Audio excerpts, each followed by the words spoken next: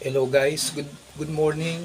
Today we are going to test this 2.5 HP LG inverter AC, which the compressor before was not working.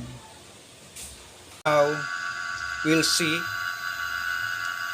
if they are working right now after replacing the IPM.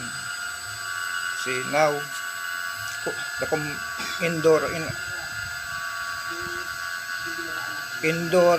outdoor fan motor as well as the compressor are working now.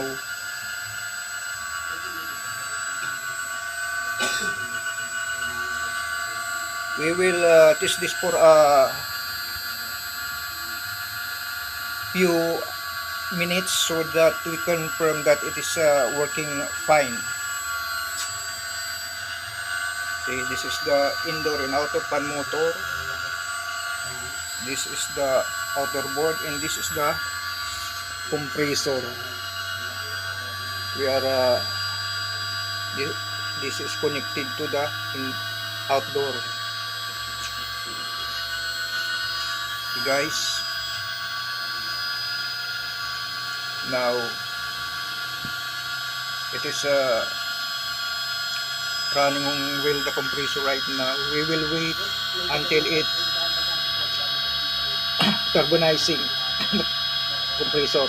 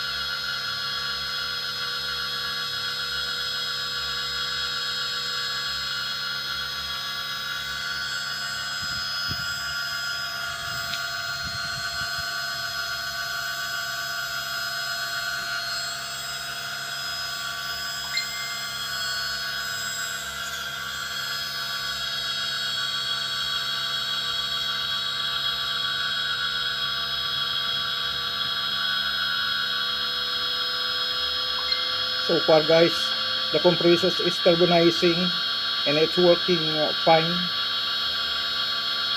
Let us work it for a couple of minutes before we switch off.